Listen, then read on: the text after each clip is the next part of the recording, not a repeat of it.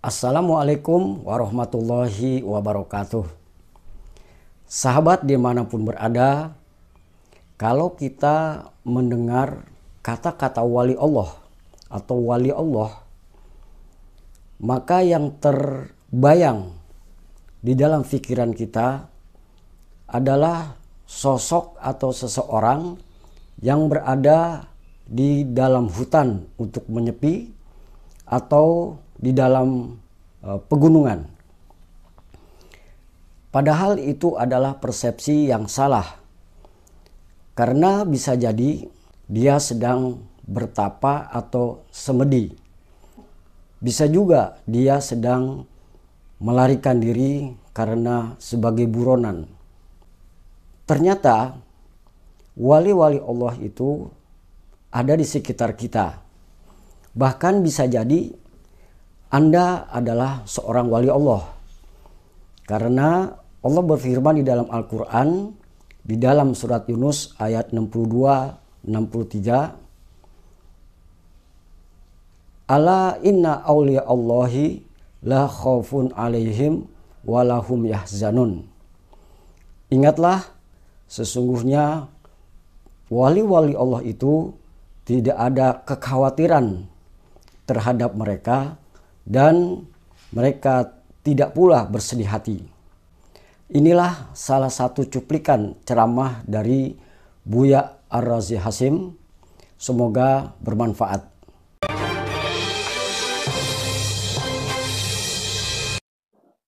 Itu pertanyaan-pertanyaan awam.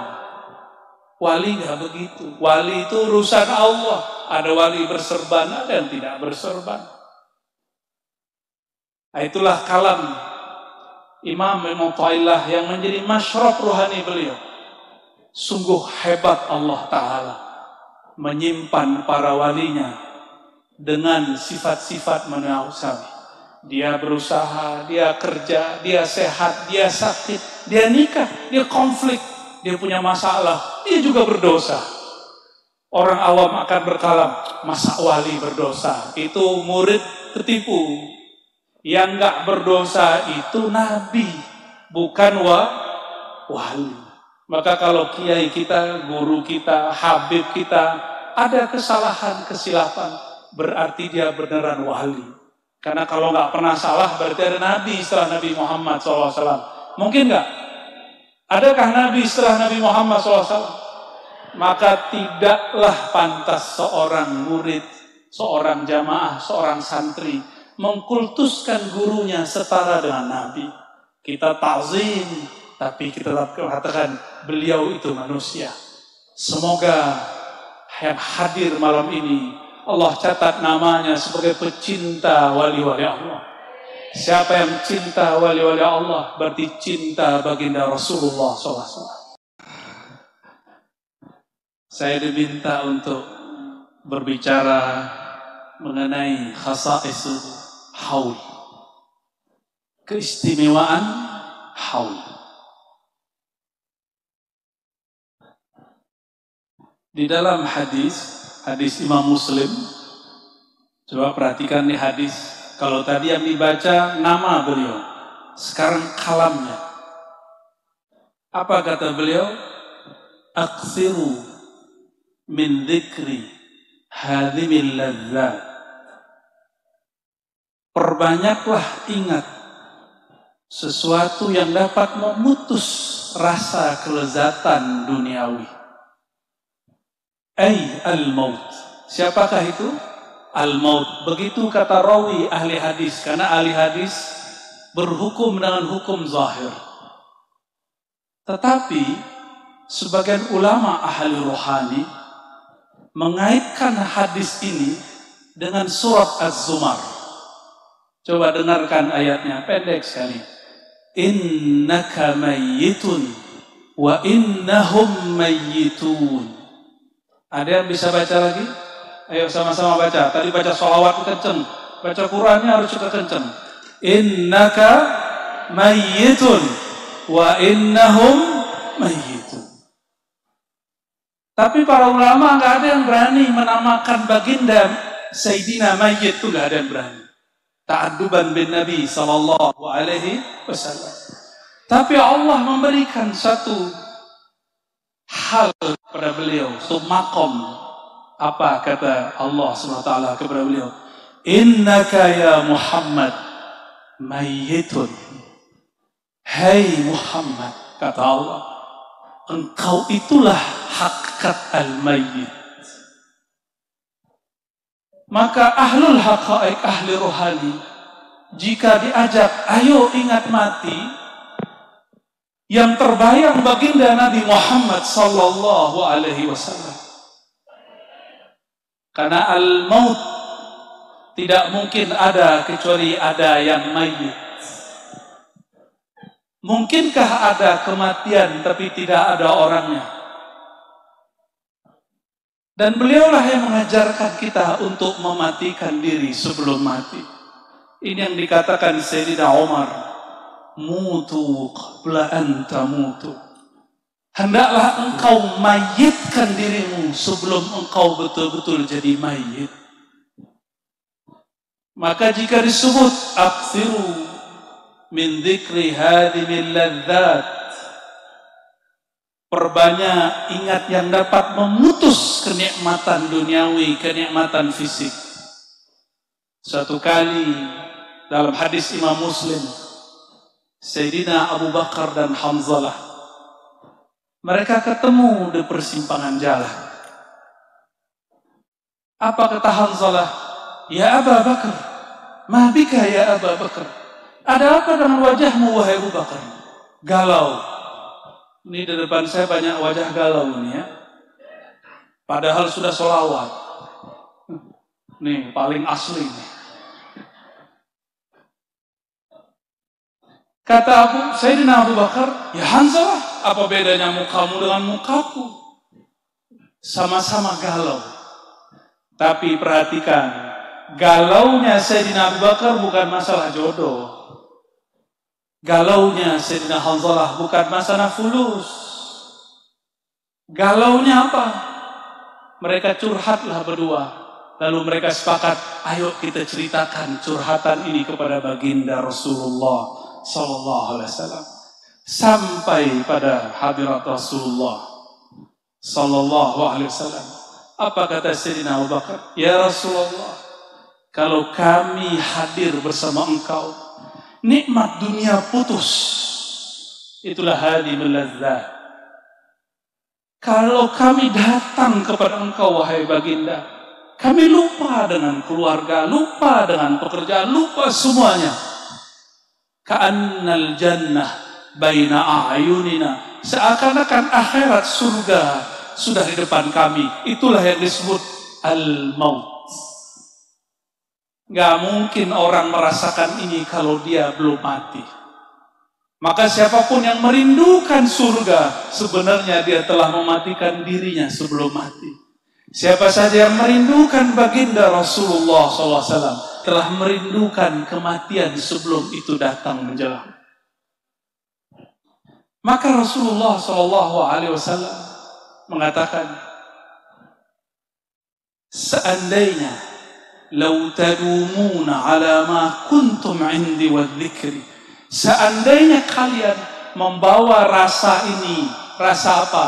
Rasa al-maut, rasa putusnya semua kelezatan dibawa kemana-mana. Kalau bahasa Sidi Ahmad bin Idris Al-Idrisi dan Sidi Ahmad Tijani, begitu juga diambil dari kalam Imamuna Abul Hasan Syadzili, dibawa nur. Nur apakah yang dibawa? Nur Sayyidina Muhammad sallallahu alaihi wasallam. Maka semua kelezatan duniawi menjadi hamba. Jadi walaupun tadi datang di dalam beliau itu makanan lezat-lezat semua. Aliran air di rumah lemah kayak gini, jadi harus ditekan-tekan biar lebih kuat. Nih solusinya guys, semprotan nozzle. Apa kata beliau? No, makan. Nih, Imam Syadzili makannya enak. Tapi melihat beliau, teringat saya baginda Rasulullah SAW. Sayyidina Abu Hurairah disajikan makan saat pulang kampung ke Najd. Hadis Imam Ibnu Majah. ketika dia melihat makanan, ternyata makanan itu nikmat sekali. Harumnya bukan main. Tapi bukannya dia makan, air matanya menetes. Apa kata beliau? Ma'akala habibi hadat ta'am. Kekasihku baginda Rasulullah SAW tidak pernah makan seenak ini. Itulah beliau Sayyidina Muhammad SAW. Maka berhaul. Haul itu berarti hitungan 1 tahun. Berhaul itu mengingat pewaris-pewaris baginda Rasulullah SAW yang sudah berpindah alam. Seperti disebutkan oleh Sidi Syekh Abdul Qadir Jilani dalam Fathur Rabbani. Apa kata beliau? Haqa'iqul awliya. Lebih kurang begitu ibaratnya. Silakan diluruskan nanti jika kurang tepat. Haqa'iqul awliya itu sebenarnya adalah nurnya, sirnya baginda Rasulullah SAW. Itulah yang disebutkan oleh Syekhuna Syekh Yusri barusan. Jika tidak ada kemampuan ziarah kepada baginda, maka ziarahilah para wali. Dan kami tadi dapat bekal cerita dari beliau tentang mbah beliau, Mbah Muhdar. Tapi saya nggak beri hanya satu, Pak Kiai, satu hal. Namanya kok semuanya nama habaib, Muhdar gitu. Jangan-jangan masih bagian itu. Coba itulah hebatnya kiai-kiai Jawa. Mereka ini memasturkan nasab Nur Muhammadnya sallallahu alaihi wasallam. Maka mohon maaf para habaib, saya cinta kepada semua antum. Berterima kasihlah kepada semua kiai. Nggak ada kiai, tidak ada yang hormat kepada habaib. Tidak ada kiai, tidak ada yang mengenal bagaimana cara cinta kepada habaib. Maka kita katakan, lakumus syukra ayuhal masyayikh. Wahai para kiai, terutama guru kita. Semoga Allah membalasi engkau sebaik-baiknya, sesempurnanya. Amin ya rabbal alamin.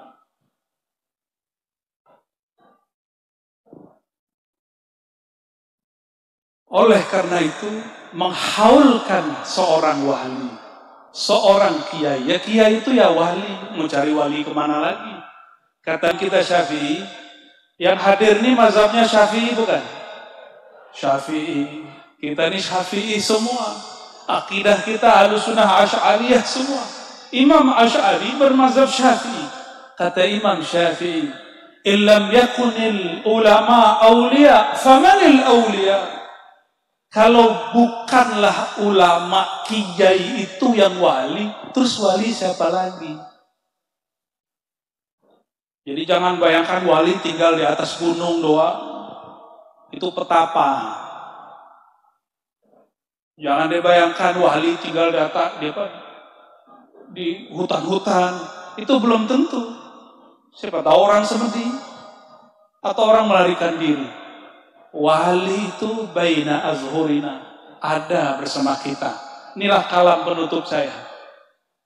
Imam Ibnu Athaillah mengatakan, Subhana, maha hebat, man satara sirral khususiyah bi zawahiril bashariyah. Sungguh hebat Allah Ta'ala yang menyembunyikan sir kewaliannya dengan zahirnya manusia biasa. Manusia biasa sakit nggak? Orang datang ke kiai, ke wali minta sembuh, tapi sang walinya sakit. Ada orang tengkar suami istri ingin islah datang ke kiai, sang kiai juga dibentak-bentak sama istrinya. Itu biasa. Akhirnya si murid berpikir, emang dia beneran wali? Kok wali begitu? Kok wali sarungan? Gitu. Kok wali nggak kayak Habib Anis pakai serban terus? Gitu. Itu pertanyaan-pertanyaan awam. Wali nggak begitu. Wali itu urusan Allah. Ada wali berserban, ada yang tidak berserban. Itulah kalam Imam Ibn Athaillah yang menjadi masyrab ruhani beliau. Sungguh hebat Allah Ta'ala menyimpan para walinya dengan sifat-sifat manusiawi. Dia berusaha, dia kerja, dia sehat, dia sakit, dia nikah, dia konflik, dia punya masalah, dia juga berdosa. Orang awam akan berkalam, masa wali berdosa? Itu murid tertipu. Yang enggak berdosa itu nabi, bukan wali. Maka kalau kiai kita, guru kita, habib kita ada kesalahan, kesilapan, berarti dia beneran wali. Karena kalau nggak pernah salah berarti ada nabi setelah Nabi Muhammad SAW. Mungkin nggak? Adakah nabi setelah Nabi Muhammad SAW? Maka tidaklah pantas seorang murid, seorang jamaah, seorang santri mengkultuskan gurunya setara dengan nabi. Kita ta'zim, tapi kita tetap katakan beliau itu manusia. Semoga yang hadir malam ini Allah catat namanya sebagai pecinta wali-wali Allah. Siapa yang cinta wali-wali Allah berarti cinta baginda Rasulullah SAW. Itulah yang disebut wasilah tawassul. Siapa yang tidak punya wasilah, lam yasil ilal mausul, tidak akan sampai kepada ujungnya, yaitu baginda Nabi Muhammad sallallahu alaihi wasallam.